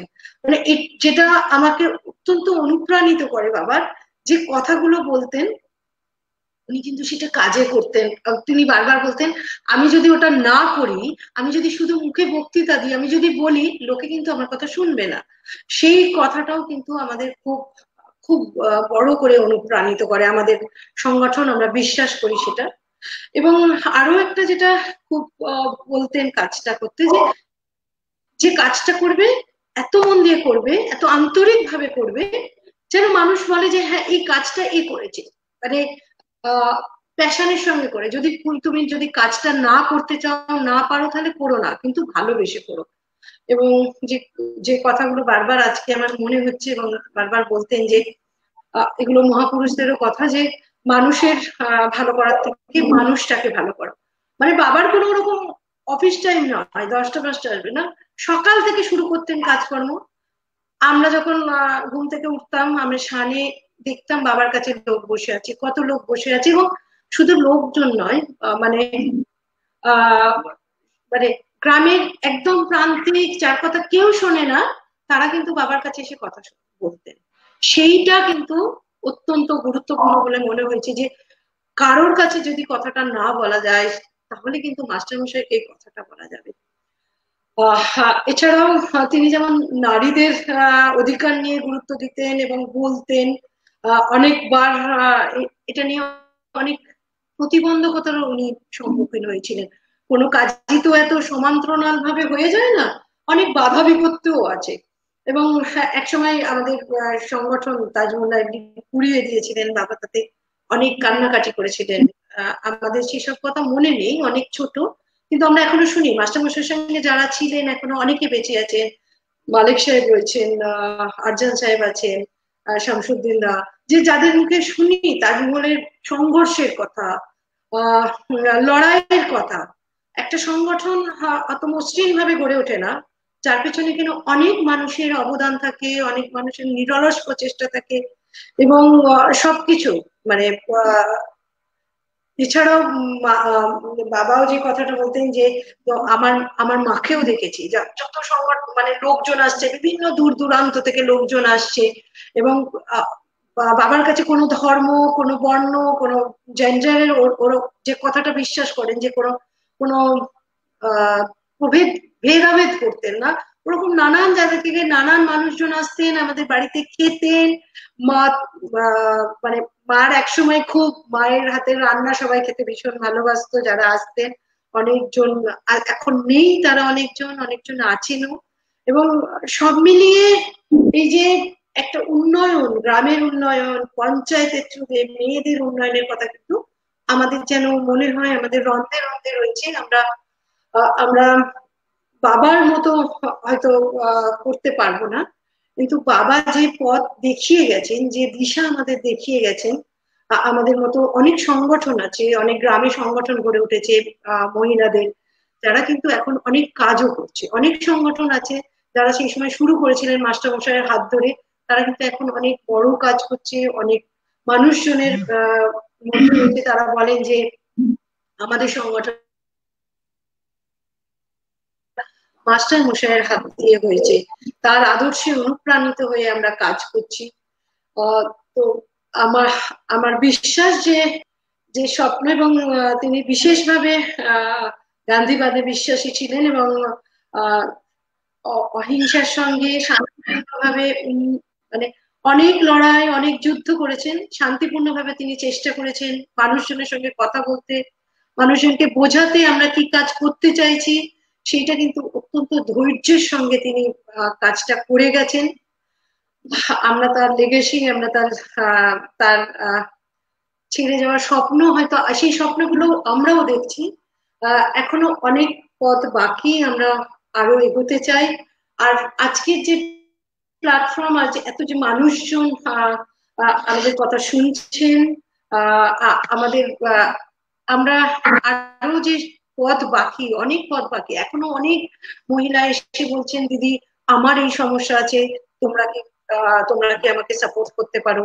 অনেক মানে আমরা যখন স্কুলগুলোতেও, আমি একটু বলতে ভুলে গেছিলাম, আমরা একটা কাজ করি স্কুলে বিভিন্ন জায়গার স্কুলগুলোতে 4-5টি বিষয় আমরা খুব ভালো করে, যেটা ট্রাফিকিং নিয়ে কথা বলছি, আর্লি ম্যারেজ নিয়ে কথা বলছি, পারিবারিক হিংসা প্রতিরোধ নিয়ে কথা বলছি, এবং যৌন হেনস্থা, বাচ্চাদের শিশুদের উপরে যে যৌন হেনস্থার শিকার হচ্ছে, সেখানেও কিন্তু আমরা কথা বলছি। এবং আমি এখন জুভেনিয়াল জাস্টিস বোর্ডের সদস্য হাওড়া জেলার, সেখানেও আমি দেখেছি যে বাচ্চারা বিভিন্ন কন্ট্রিক্ট লয়ের সঙ্গে, আইনের সংঘাতে যাচ্ছে। সেই বাচ্চাগুলো কি করে মূল স্রোতে, সেই এক্সপিরিয়েন্সটা নিয়ে আমি গ্রামেও কিন্তু বিভিন্ন বাচ্চাদের সঙ্গে কথা বলছি, যে কোনটা, যেমন এখন সাইবার ক্রাইম অনেক বেড়ে গেছে, সেই বিষয়গুলো নিয়েও আমরা তুলে ধরছি। অনেক মেয়ে জানে না, আর এই ডিজিটাল যেটা আমরা অনেক পজিটিভ ভাবে দেখছি যে এটা দিয়ে এত মানুষজনের কাছে দেশ বিদেশ সব জায়গায় যারা হয়তো ক্লিক মানে দেখবেন, দেখতে পাবেন যে কাজকর্ম কথাবার্তা আমরা যে শেয়ার করছি।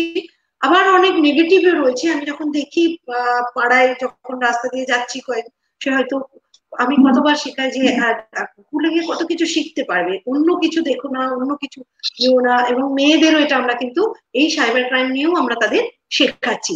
এই কাজগুলো কিন্তু আমাদের যে ড্রপিং সেন্টার আছে সেই ড্রপিং সেন্টারের থ্রু দিয়েও এই এই মানে সাইবার ক্রাইম নিয়ে বিশেষভাবে আমরা কাজকর্ম শুরু করেছি। এবং বিভিন্ন সময় এটাও আরেকটি অ্যাডভোকেসির কাজ, যেমন সাস্টেনেবল ডেভেলপমেন্ট গোল নিয়ে, যেখানে আমরা জানি যে তার যে 17টা গোল আছে, সেই গোলগুলো কিভাবে আমরা কোয়ালিটি এডুকেশন, তার জেন্ডার ইকুয়ালিটি, এই বিষয়গুলো নিয়ে আমরা বিভিন্ন অ্যাডভোকেসির কাজ করছি। এবং একটি নীতি আয়োগের একটি রিসেন্ট একটা সেপ্টেম্বরে একটা কমিটি হয়েছে, সেপ্টেম্বর কি অগস্টে একটা কমিটি হয়েছে, যাতে কিন্তু আমাদের সংগঠন সাব কমিটি তৈরি হয়েছে ন্যাশনাল ইন্টারন্যাশনাল গভর্নমেন্ট মিলিয়ে। তো আমাদের সংগঠন নারী ও শিশু কল্যাণ কেন্দ্র কিন্তু এই নীতি আয়োগের যে কমিটি হয়েছে, সাব কমিটি, যেখানে ওমেন এম্পাওয়ারমেন্ট এবং সিকিউরিটি, এই যে সাব কমিটি আছে, যে সাব কমিটি কিন্তু আমরা সদস্য, এবং সেখানে আমরা বিভিন্ন অ্যাডভোকেসি রেকমেন্ডেশন গুলো আমরা পাঠিয়েছি মহিলাদের অধিকার সংক্রান্ত বিভিন্ন বিষয়, যেখানে মানুষজন যে কথাগুলো বলছে, যাদের ভয়েসটা পৌঁছানোর জন্য কিন্তু আমরা কাজটা করছি, তাদের থেকে কথা শুনছি এবং সেই কথাগুলো আমরা নীতি নির্ধারক যে সংস্থা, সেই সংস্থাগুলোর কাছেও কিন্তু আমরা পৌঁছে দিচ্ছি। তো সব মিলিয়ে আমি আমাদের যে কাজগুলো করছি হয়তো সবগুলো হয়তো শেয়ার করতে পারলাম না। আমি জানি যে অশোক দা এই বিষয়ে আরো কথা বলবেন। আমি সবাইকে আবার নমস্কার জানিয়ে আর আমার কথা শোনার জন্য আমি অনেক অনেক ধন্যবাদ জানাচ্ছি। এবং প্ল্যাটফর্ম আরো অনেক মানুষের কথা অনেক মানুষের কাছে পৌঁছে দেবে এই আশা রাখছি। আর আমরা এটাও ভবিষ্যতে করতে চাই যে অনেক মেয়েরা ব্যবসা করছে, কিন্তু কি করে মোবাইল ইউজ করবে, ডিজিটাল কি করে তারা মার্কেটিং করবে, কি করে তাদের যে প্রোডাক্ট তৈরি করছে তাদের কি করে পৌঁছবে।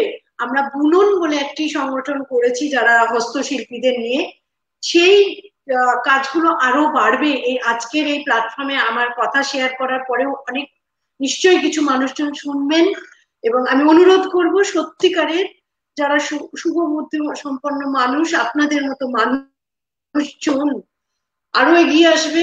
অনেক মানুষের অনেক ব্যথা, অনেক কষ্ট, অনেক দুঃখ, আমি মনে করি যে আমরা একদিন মানে নিশ্চয়ই আমি বিশ্বাস করি, আমি আশাবাদী, সব মানুষ তারা ডিগনিটি সহকারে বাঁচবে, কেউ এরকম বৈষম্যের শিকার হবে না। মহিলা বলে, ধর্মে কেউ হিন্দু, কেউ মুসলমান, জাত, আমাদের যে সংবিধানের রাইট আছে সব মানুষের সমান অধিকার, সেই অধিকারটা আমরা নিশ্চয়ই একদিন বাস্তবে দেখতে পাবো। আমাদের অনেক দিন দেশ স্বাধীন হয়েছে, অনেক মানুষজন মিলেমিশে, মানে আমি রহিমা, আমি রেনু, অনেক মানুষ আমাদের যেভাবে ইন্সপায়ার করে, আমার কাজকে ভালোবাসে, আমার ধর্মের ভিত্তিতে আমাকে বিচার করে না, মানে সেইটা আমার কাছে খুব বড় পাওনা।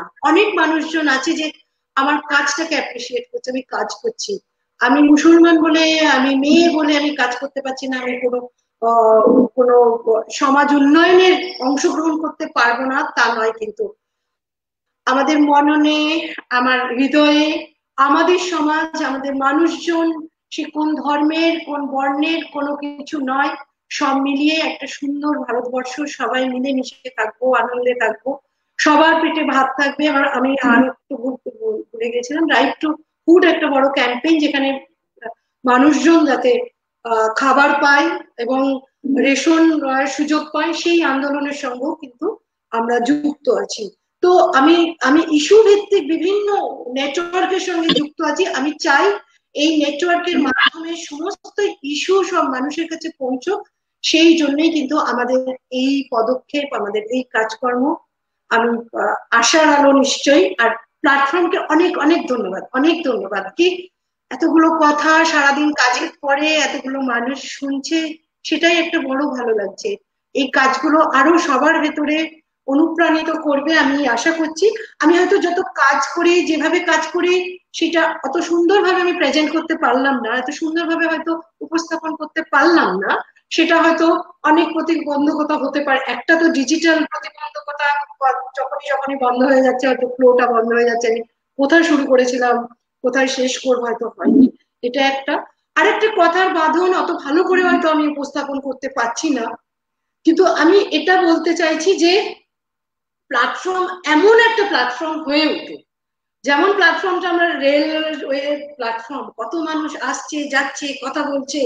মানে থ্যাংক ইউ বিদ্যুৎ দা, এত সুন্দর একটা নাম রেখেছেন এই এই জোট, এই প্ল্যাটফর্মটা। এই প্ল্যাটফর্মটা সত্যিকারের মানুষজনের একটা বড় প্ল্যাটফর্ম হয়ে উঠুক, এই আশা রাখছি। একদম হাওড়া স্টেশনের মতো দিন রাত বহু লোকজন আসছে উঠছে ট্রেনে, কত মানুষের সঙ্গে আলাপ হচ্ছে। এইরকম একটা মানুষজনের মধ্যে একটা বড় সূত্র হয়ে উঠবে এই প্ল্যাটফর্ম, এই আশা করে আমি আমার কথা এখন শেষ করছি। ধন্যবাদ। ধন্যবাদ রহিমাকে।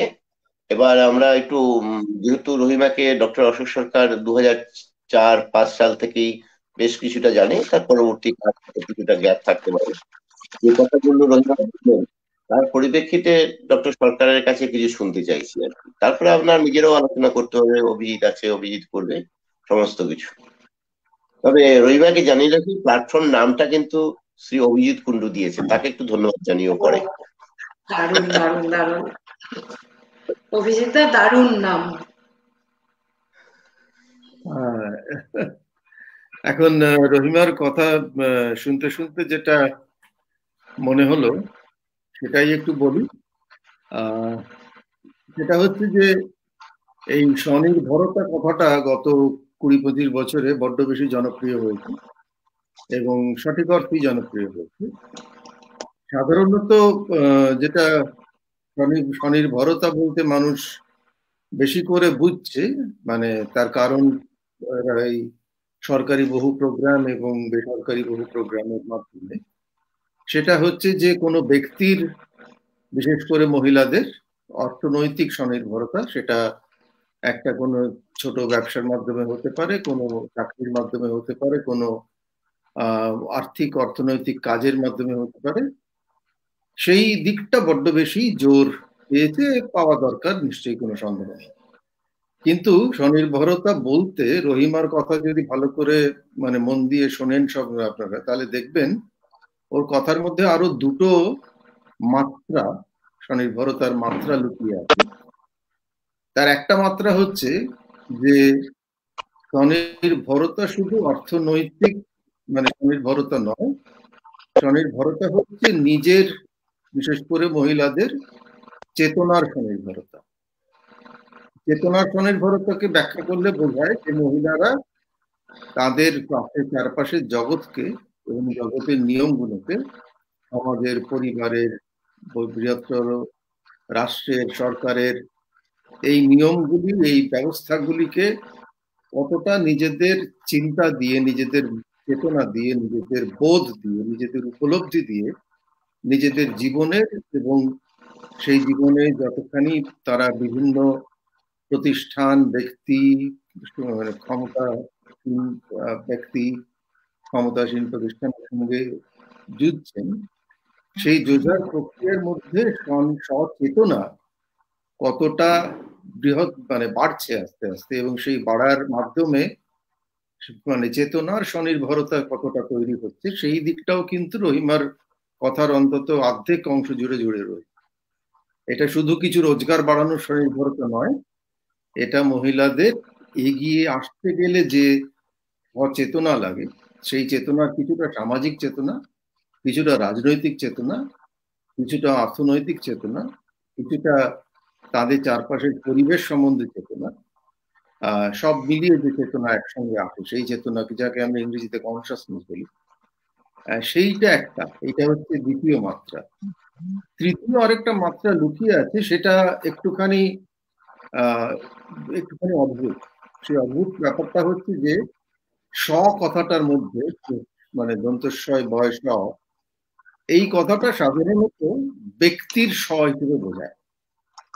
অর্থাৎ একজন ব্যক্তির মানে স্বাধীনতা, সেখান থেকে নির্ভরতা, স্বনির্ভরতা, সচেতনা ইত্যাদি বোঝায়। কিন্তু স কথাটার আরেকটা মানেও আছে, যে মানেটা খুব চট করে আমরা কথা বলি না, কিন্তু আমরা যদি একটু খুঁজে দেখি রহিমার কথার মধ্যে সেই তৃতীয় মাত্রাটাও খুব জরুরি। সেটা হচ্ছে যে স বলতে শুধু একটি ব্যক্তিকে বোঝায় না, সেটা একটা সাংগঠনিক স্তকেও বোঝায়, অর্থাৎ সাংগঠনিক আত্মশক্তিকেও বোঝায়।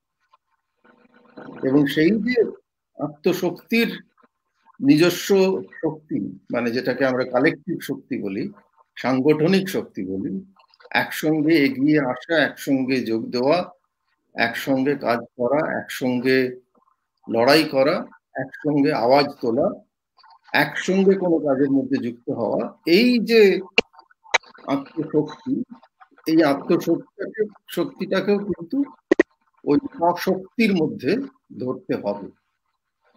এবং আমরা সাধারণত সেটা বলি না, কিন্তু রহিমার কথার মধ্যে সেটা বড্ড খুব পরিষ্কার করে আসলো, এবং সেটা খুব জরুরি। আমি সেই জন্য এটা উল্লেখ করছি সবার কাছে, যে স্বনির্ভরতা বলতে দয়া করে শুধুমাত্র একজন ব্যক্তি বা একজন মহিলার আর্থিক রোজগার বাড়ানোর কথা ভাববেন না, তার সঙ্গে আরো দুটো মাত্রা যোগ দিতে হবে আমাদের।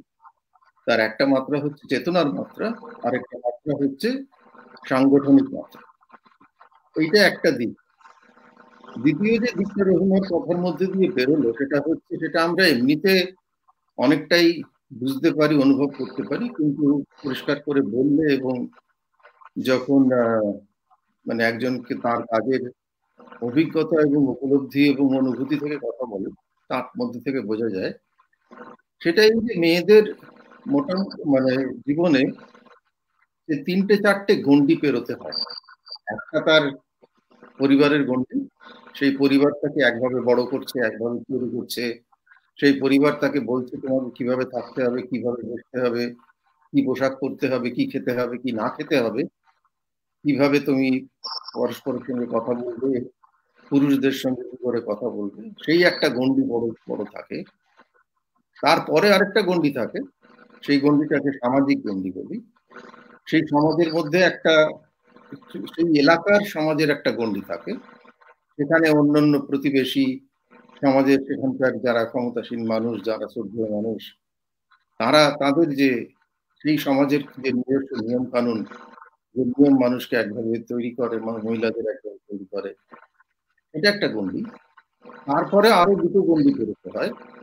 একটা হচ্ছে কর্মক্ষেত্রের গণ্ডি, সেই যখন কাজে গিয়ে যুক্ত হচ্ছে কোনো, সেই কর্মক্ষেত্রে তার কতগুলো প্রতিবন্ধকতা তৈরি হয়, তার কর্মক্ষেত্রে এগিয়ে যাওয়ার পথে কতগুলো প্রতিবন্ধকতা তৈরি হয়। আর শেষ গণ্ডিটা হচ্ছে রাজনৈতিক, অর্থাৎ মেয়েরা রাজনীতির জগতে, রাজনীতি বলতে আমি দলীয় রাজনীতি বলছি না, আমাদের এখানে আমাদের দেশে একটা খুব বড় সমস্যা হয়েছে যে রাজনীতি বললেই লোকে দলের রাজনীতি হবে। রাজনীতি কথাটা আদৌ তা নয়, কোনোদিনই ছিল না, এটা আমাদের ভারতবর্ষের বিশেষ অবদান। রাজনীতি বলতে নিজের ক্ষমতার কে বোঝায় এবং অন্য যে ক্ষমতার যে শক্তি আছে, সেই শক্তির সঙ্গে আমি কি করে যুঝে নেব, সেই ক্ষমতার, সেই যোঝার প্রক্রিয়াকে রাজনীতি বলা হয়।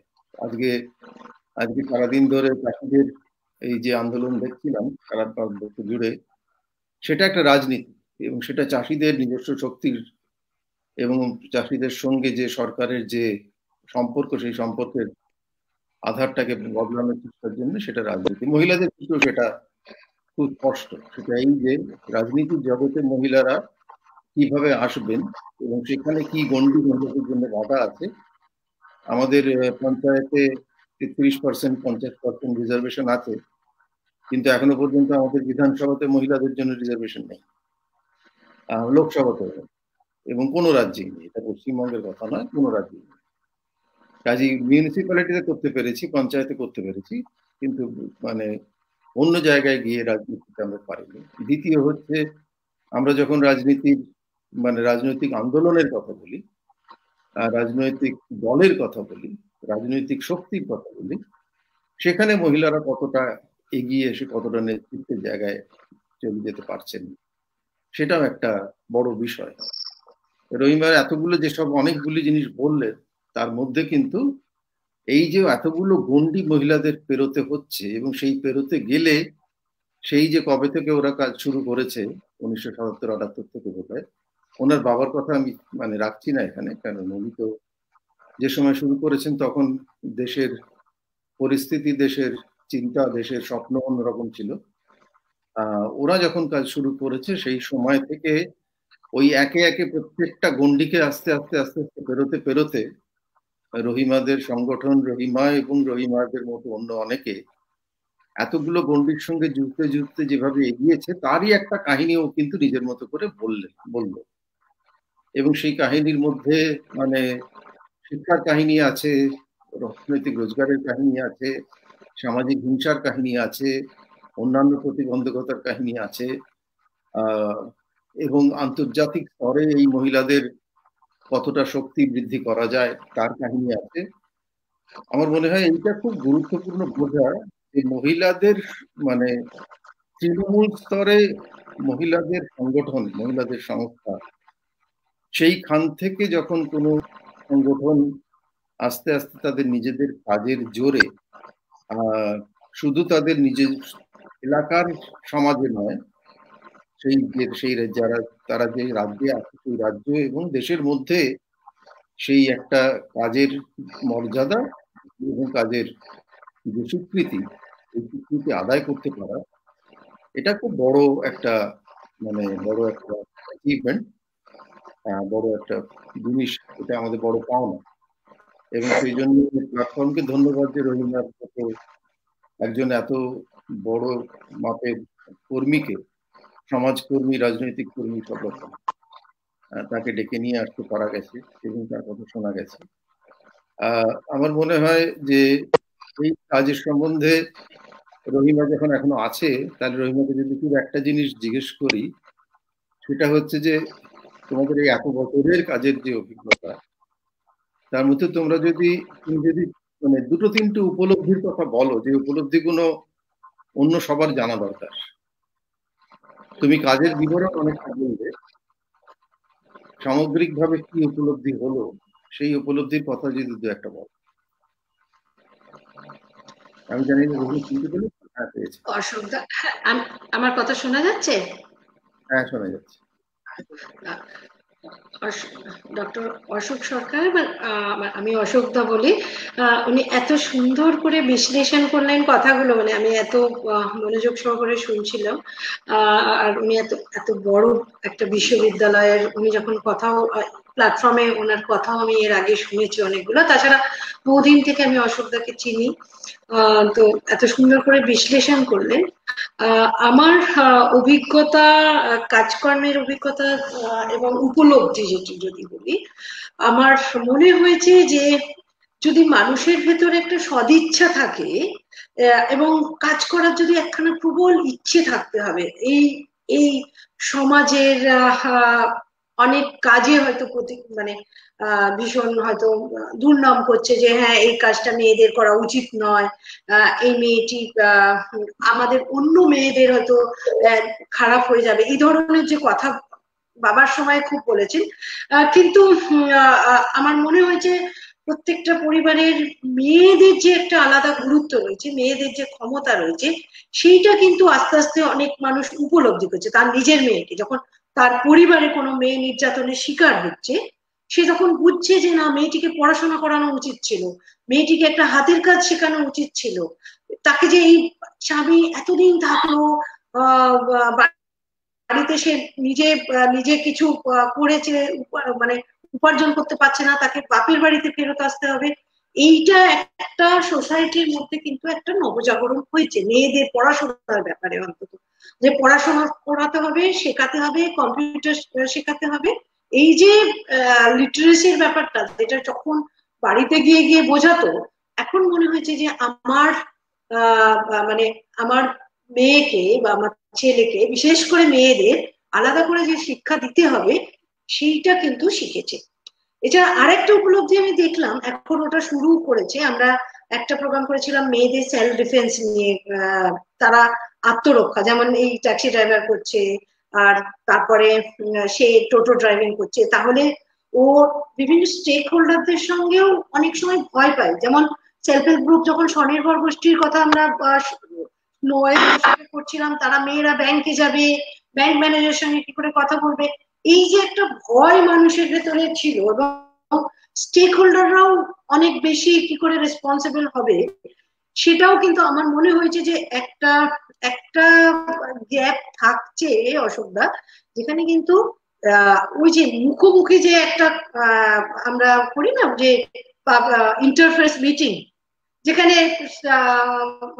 পঞ্চায়েত থাকছে, যেখানে ব্যাংক ম্যানেজার থাকছে, যেখানে বিভিন্ন সার্ভিস প্রোভাইডার থাকছে, এইটা কিন্তু এখনো একটা গ্যাপ আমার মনে হয়েছে আছে। যারা খুব এক্সক্লুডেড মহিলা, গরিব মহিলা, ধরুন পড়াশোনা কম জানে, সেই মহিলাদের সঙ্গেও বিভিন্ন সার্ভিস প্রোভাইডার যারা আছে তারা কি করে সেন্সিটিভ ভাবে হবে, সেটাও একটা কিন্তু কোথাও একটা বোধহয় গ্যাপ আছে, যেটা আরো বেশি নজর দেওয়া উচিত যারা পলিসি মেকার আছে। আর আরেকটা হচ্ছে যে মেয়েরা কিন্তু এখন আসতে চাইছে, কাজ করতে চাইছে, সেই কাজের সুযোগ, সেই কাজের অপরচুনিটিটা কিন্তু আমাদের আরো তৈরি করতে হবে। অনেকজন মেয়েরা আসছে যারা কোনোদিন বাইরে বেরোতে নাই, দিদি একটা চাকরির ব্যবস্থা করো না, একটা কাজের ব্যবস্থা করো না, আমার সংসারে ভীষণ অভাব, আমি ছেলে মেয়েকে যাতে পড়াতে পারি, আমার স্বামী হয়তো নেশা করে সেই টাকা খরচ করে দিচ্ছে।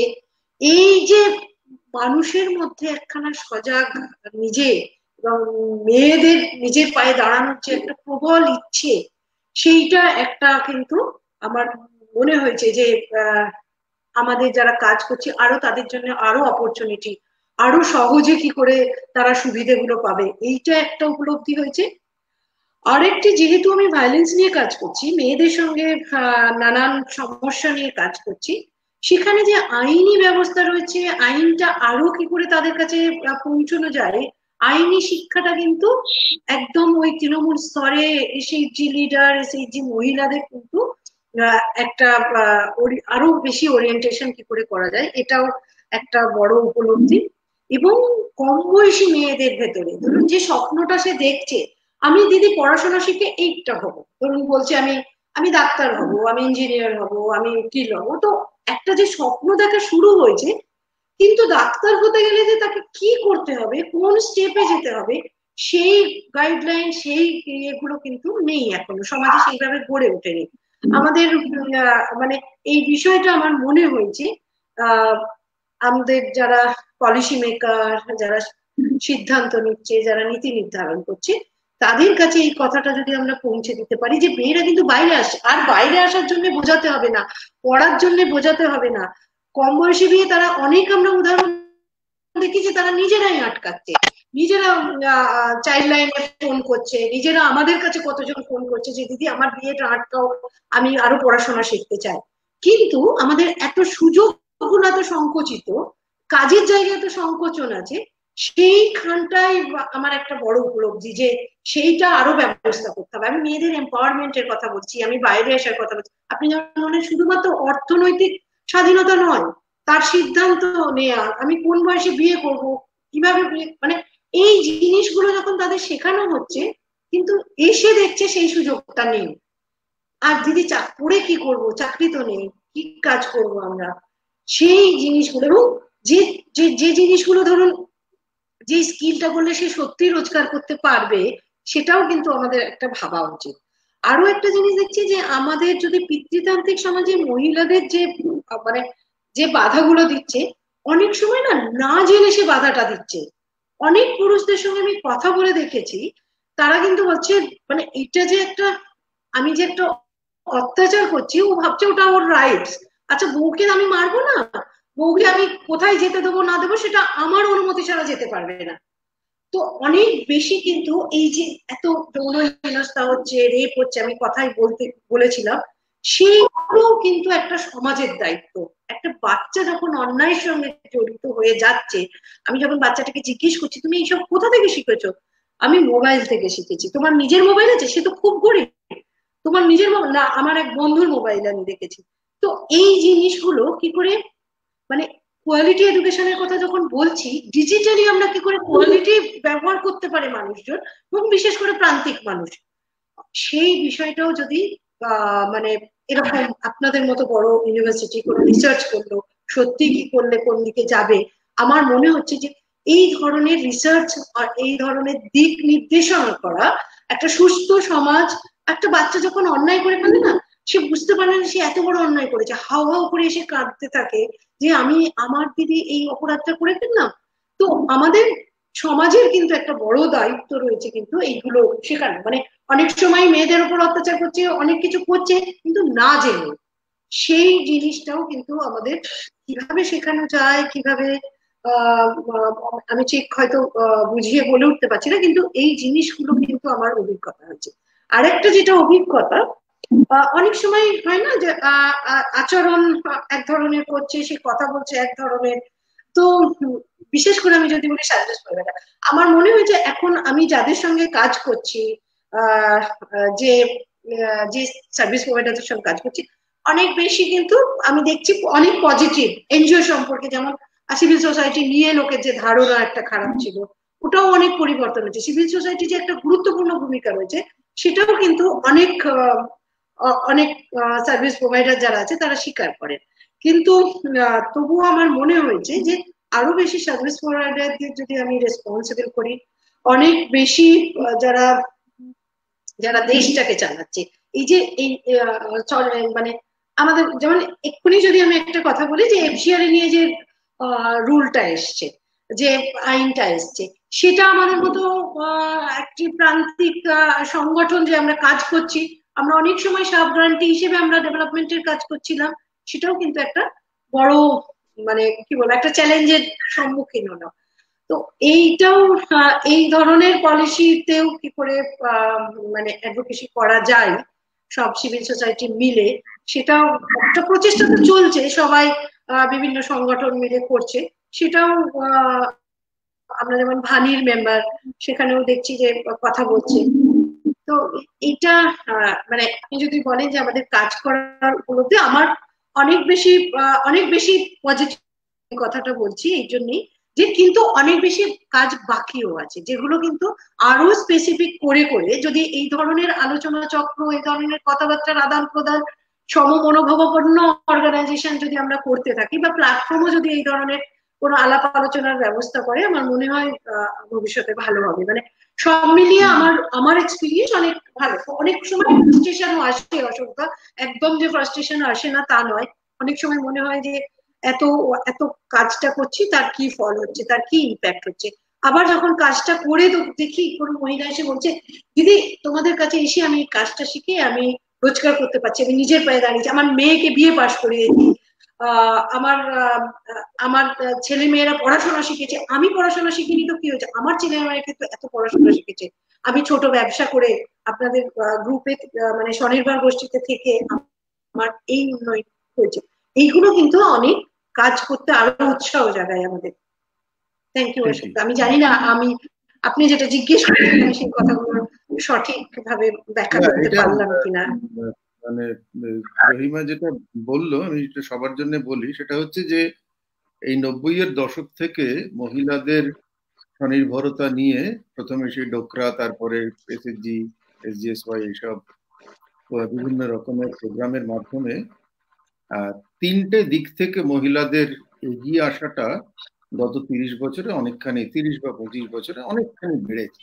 একটা দিক হচ্ছে এই নানা রকম স্বনির্ভরতার প্রোগ্রাম, দ্বিতীয়টা হচ্ছে সর্বশিক্ষা অভিযান এবং শিক্ষার মেয়েদের স্কুলে বেশি বেশি করে নিয়ে যাওয়া, এবং প্রাইমারি থেকে আস্তে আস্তে সেকেন্ডারি, তারপরে মানে এলিমেন্টারি, তারপর সেকেন্ডারি, এই স্কুলে যাতে কি করে রাখা যায়, অর্থাৎ স্কুল শিক্ষার আরেকটা দিক। আর তৃতীয় দিকটা হচ্ছে যেটাকে আমরা গত 10 বছরে দেখতে পাচ্ছি, সেটা হচ্ছে ডিজিটাল মাধ্যমে মেয়েদের, ছেলেদেরও বটে মেয়েদেরও এক্সপোজার। এই তিনটে দিক একসঙ্গে নিয়ে যেটা দেখা যাচ্ছে সেটা হচ্ছে যে মেয়েদের কিন্তু এগিয়ে আসার প্রবণতা, ইচ্ছা, সদিচ্ছা এবং শক্তি, এটাও অনেকটা বেড়েছে। এবং মানে সত্যি কথা বলতে কি, অর্থনীতির ভাষায় বললে ডিমান্ড সাইডে প্রবলেমটা এখন কম, প্রবলেমগুলো সব সাপ্লাই। ডিমান্ড সাইড বলতে আমি বলছি মেয়েরা কি স্কুলে যেতে চায়, উত্তর হচ্ছে হ্যাঁ। মেয়েরা কি রোজগার করতে চায়, উত্তর হচ্ছে হ্যাঁ। মেয়েরা কি অ্যাসপিরেশন তাদের বেড়েছে, উত্তর হচ্ছে হ্যাঁ। মেয়েরা কি বিয়ে পিছোতে চায়, উত্তর হচ্ছে হ্যাঁ। মেয়েরা কি বিভিন্ন মানে প্রেম করে বিয়ে করতে চায়, উত্তর হচ্ছে হ্যাঁ। অনেকগুলো উত্তর যেগুলো 20-30 বছর আগে না ছিল, এখন অনেকগুলো তার উত্তর এখন হ্যাঁ হয়ে গেছে। এমনকি মেয়েরা কি মানে ধরা যাক যে শারীরিক বিষয় নিয়ে কথা বলতে চায়, এবং 2008 সালের আইলার সময়তে রিলিফে দ্রব্যের মধ্যে স্যানিটারি প্যাড দেওয়ার প্রস্তাব হয়েছিল, সরকার থেকে স্যানিটারি প্যাডের প্রস্তাব সেই সময়তে খারিজ হয়ে গিয়েছিল। আজকে 2000 এই আমফানের পরে যখন একই প্রস্তাব আসে, সরকার থেকে কোনো আপত্তি ওঠেনি। কিন্তু তার মানে মহিলাদের অনেকগুলো বিষয় কিন্তু মেয়েরা কিন্তু এগিয়ে এসেছে। তুলনামূলকভাবে সামাজিক কাঠামোগুলো এবং সরকারের কাঠামোগুলো এবং প্রাতিষ্ঠানিক কাঠামোগুলো, যেগুলো ওই যে সার্ভিস প্রোভাইডারদের কথা রহিমা বলছে, এবং কিছুটা পরিমাণে পুরুষ, এরা কিন্তু তৈরি হয়নি। এবং তৈরি হয়নি বলে এখন গ্যাপটা তৈরি হচ্ছে যে আমি অনেকগুলো জিনিস এরা চাইছে, কিন্তু আমাদের ব্যবস্থাপনাটা এমন নেই যে তারা আমরা সেগুলোকে দিতে পারি। এবং সেখানে একটা বড় ভূমিকা থাকে, সেটাকে আমরা যেটা বলি যে স্থানীয় সরকারের একটা বড় ভূমিকা থাকে। কি করে মিউনিসিপ্যালিটি, কি করে থানা, কি করে ব্লক, কি করে পঞ্চায়েত সমিতি, গ্রাম পঞ্চায়েত এই ব্যাপারে আরো বেশি ভূমিকা নিতে পারবে, এর একটা বড় জায়গা থাকে। সেই জায়গাটা নিয়ে আরো বেশি আলোচনা হওয়া দরকার। এবং সেইটাই রহিমার কথা থেকে বেরোলে, এবং বহু বহু কথা এখন চারিদিকে হচ্ছে যে মানে যতটা পরিমাণে আমরা ভাবতাম যে মেয়েরা পিছিয়ে আছে, সে অর্থে মেয়েরা পিছিয়ে নেই। এখন সামাজিক কাঠামোগুলো পিছিয়ে, প্রাতিষ্ঠানিক কাঠামোগুলো পিছিয়ে গেছে। তারা তৈরি মেয়েদের কিভাবে নেবে এবং মেয়েদের এই অ্যাসপিরেশনকে কি করে মানে কি করে অ্যাড্রেস করবে, এটা সেইভাবে তারা তৈরি। এটা খুব গুরুত্বপূর্ণ। বিদ্যুৎদা কিছু বলবে মনে হচ্ছে। না, আসলে এখন 9:27, অভিজিৎ বোধহয় মানে একটা টাইমের ব্যাপার আছে। বলার নেই, দুজনের আলোচনা, বিশেষ করে রবীন্দ্র যে কথাগুলো বললো এবং অশোক সরকার যেগুলো খুব বিশ্লেষণ করে মানে আলোচনা হলো, সেইগুলো আমার মনে হয় যে আমরা যে উদ্দেশ্য নিয়ে এই প্ল্যাটফর্ম তৈরি করেছি তা ভীষণ ভীষণ কাজে লাগবে, এবং আগামী দিনে আমরা এটা নিয়ে আরেকটু আলোচনা করতে পারি, আরো বড় জায়গায় যেতে পারি, যে রহিমা যে উপলব্ধিগুলো বলেছে সেইগুলো ধরে ধরে একটা আলোচনা হতে পারে। তবুও অভিজিৎ বোধহয় আসুক, মনে হয় আসলে ভালো হতো। তা আমরা মাস্টারমশাইয়ের কথা বললাম, রহিমার কথা শুনলাম, এই সব নিয়ে একটা দায়বদ্ধতার গুণাগুণ বিচার করলাম, অশোক সরকার সেইগুলো বিশ্লেষণ করলো। এই সব নিয়ে আজকের আলোচনাটা, যারা রহিমা এবং অশোক সরকারকে আন্তরিক ধন্যবাদ জানাচ্ছি, যে কথাগুলো একটা সময় রবীন্দ্রনাথ বলতেন মডেল ভিলেজ, সেই জায়গাটা হয়তো রহিমার ইচ্ছে, যে কোনো ভাবেই একটা ইচ্ছে হয়ে আছে যে মডেল সংগঠন তৈরি করুক। সেটা সকলে মিলেই সাহায্য করবে। এখানে ডক্টর অশোক সরকার আছে, সেও সাহায্য করবে। একটা মডেল সংগঠন থাকা দরকার, অনেকেই চেষ্টা করছে। সকলকে ধন্যবাদ দিয়ে আজকের অনুষ্ঠান আমরা শেষ করছি। নমস্কার।